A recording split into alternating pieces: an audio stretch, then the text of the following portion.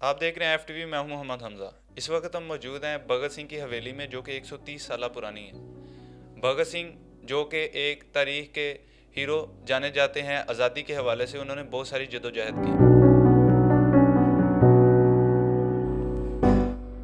इनकलाब जिंदाबाद के नारे को अगर हम कहें कि लायलपुर के एक हर्रियत पसंद नौजवान ने जिला बख्शी थी तो बेजा ना होगा।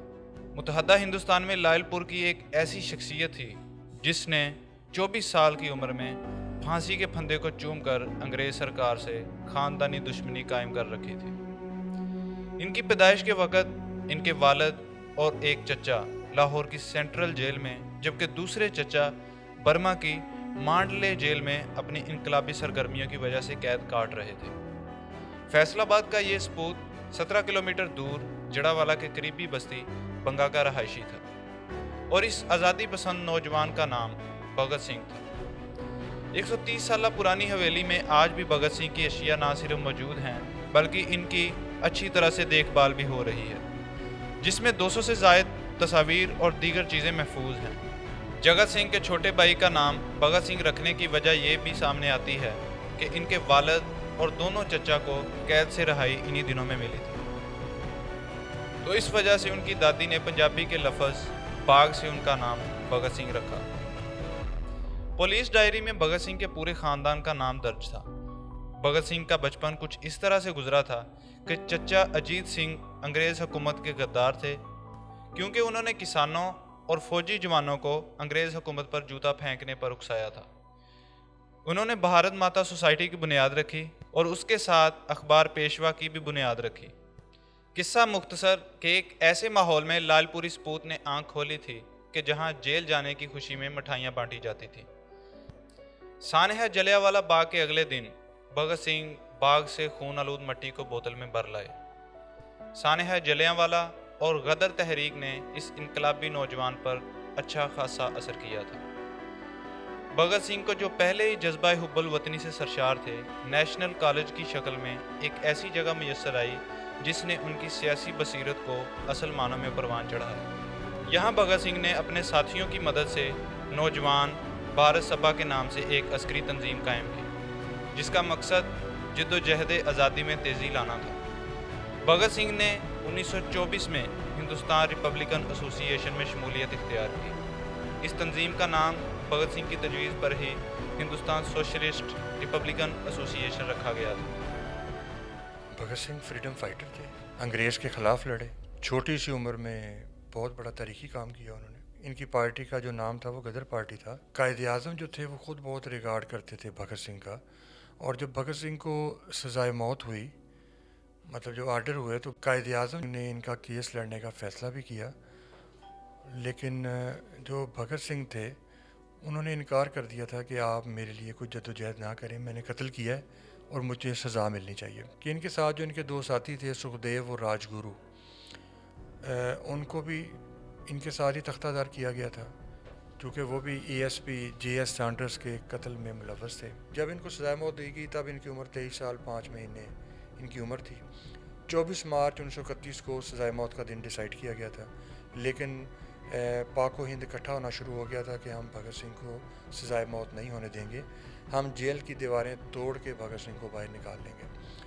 तो वो जब गवर्नमेंट को गोरों को इस बात का पता चला तो उन्होंने रात को ही 23 मार्च को ही शाम मगरिब के बाद 7 बजे उन्होंने भगत सिंह को फांसी घाट पे ले जाके उन्हें सज़ाए मौत दे दी। जब उनको हैंग कर दिया गया, उनकी डेथ हो गई, डॉक्टर ने भी तस्दीक कर दी, लेकिन गोरे इस कदर डरे हुए थे कि उन्होंने कहा ये मर नहीं सकता। उसके बाद उन्होंने भगत सिंह के टुकड़े कर दिए और बोरी में बंद करके उन्होंने जेल की पीछे से दीवार तोड़ के बैक साइड से उसे दरियाबुर्द कर दिया उसकी बॉडी को। इसलिए ना ही तो उनकी कोई कब्र है और ना ही उनकी कोई निशानी है। वैसे हुसैन वाला में इंडिया में ज़रूर उन्होंने एक यादगार उनकी बनाई हुई है, जिस घर में वो कभी रहा करते थे।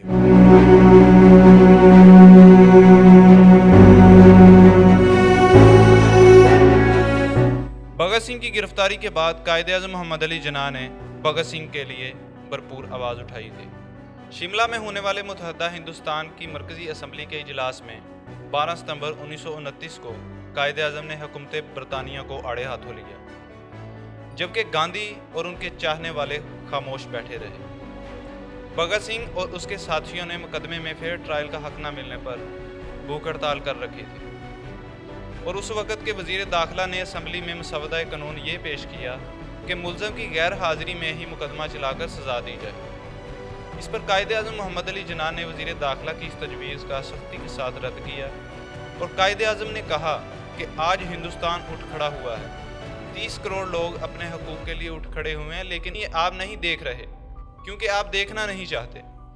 आपके पास सिर्फ आपकी मंतक है, सिफाक मंतक। आज अगर हिंदुस्तानी हकूक़ चाहते हैं तो ये कोई अनहोनी या अनोखी बात नहीं। दुनिया के मुतअद्दिद ममालिक में ऐसी तहरीकें चल रही हैं। सिर्फ नौजवान ही नहीं, सफ़ेद बालों और दाढ़ियों वाले बुज़ुर्ग भी ऐसे फ़ाल करने पर मजबूर हैं जिन्हें आप अपनी मंतक के मुताबिक जुर्म कहते हैं। 23 मार्च के रोज़ शाम 7:33 पर इस आज़ादी पसंद जवान को जेल में ही फांसी दे दी गई। भगत सिंह की ज़मीन और भगत सिंह का घर, उन दोनों को इस टाइम मैं लुक आफ्टर करता हूँ। इससे पहले मेरे वालिद साहब चौधरी मोहम्मद इकबाल विरक सीनियर एडवोकेट भी थे, वो लुक आफ्टर करते थे। उनसे पहले मेरे फोर फादर जिनको ये घर और ज़मीन अलाट हुई थी, चौधरी फजल कादिर विरक साहब, उनके दौर में बहुत यहाँ पे सरदार हज़रात मेहमान आया करते थे। और ये 2 कमरे जो आप देख रहे हैं ये 1890 के बने हुए कमरे हैं।